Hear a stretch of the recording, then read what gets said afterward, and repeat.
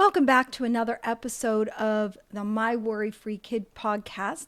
I'm Kara Cherniak, your host, and today we're going to tackle an essential topic, and that's the importance of getting support for yourself as a parent while you're still parenting your anxious child, and why stepping outside of your own echo chamber is crucial to break the cycle of anxiety.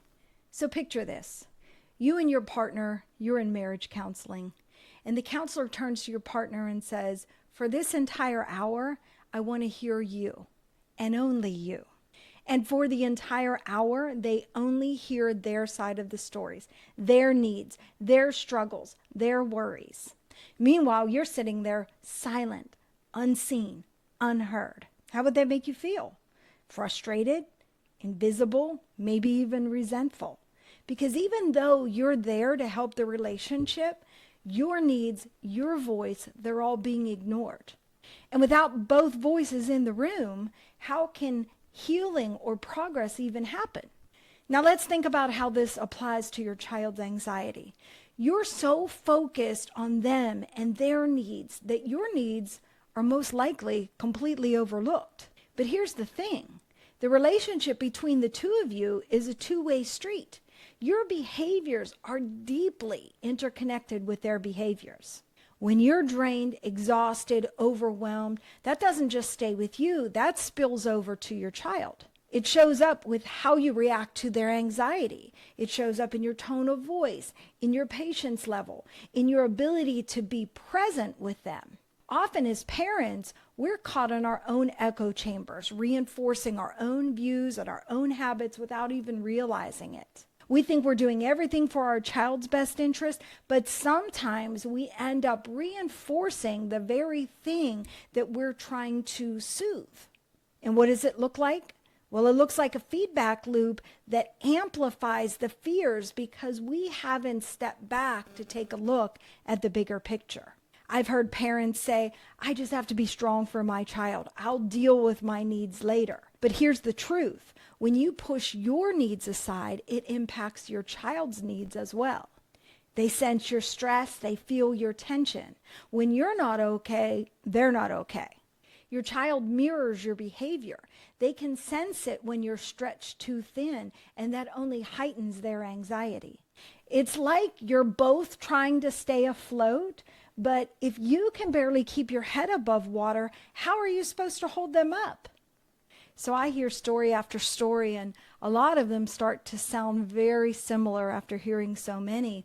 And there was this one mom, I'm going to call her Lila, and she shared her story with me after years of trying to be the rock for her anxious son.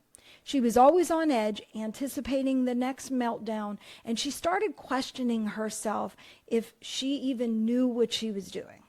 She felt like she had to be perfect for him, but underneath, she was really struggling.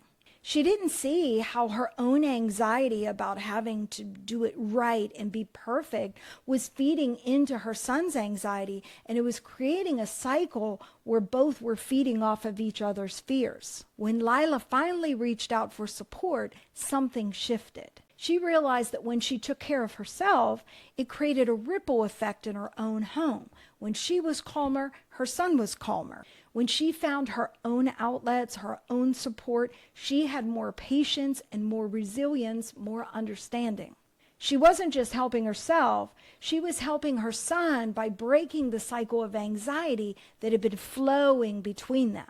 And that's why it's vital to not only seek support, but actively engage with different perspectives outside of your usual circles. It's about uncovering and acknowledging your own patterns that might be reinforcing your child's anxiety. This is the first step to making meaningful changes that are beneficial to both of you.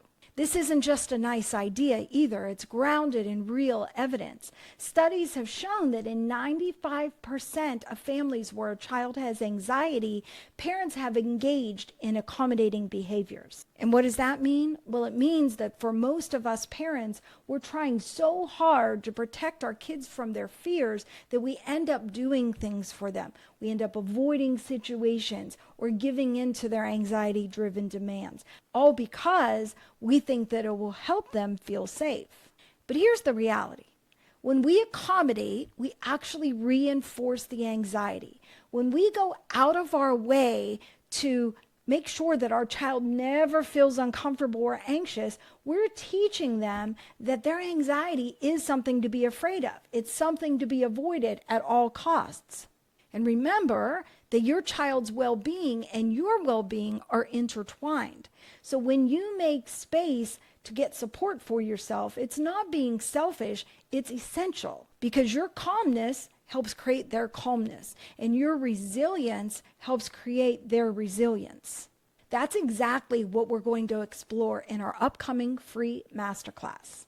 We will dive into practical steps to understand what accommodating your child's anxiety looks like and start building a foundation of support for both of you.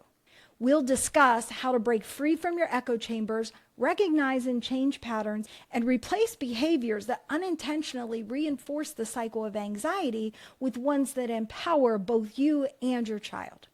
I'll show you how to reframe your thoughts and reinforce behaviors that create a calm and supportive environment. Because when you change, the entire dynamic changes, and that's when healing truly begins. To join, just search for the My Worry Free Kid program on Facebook.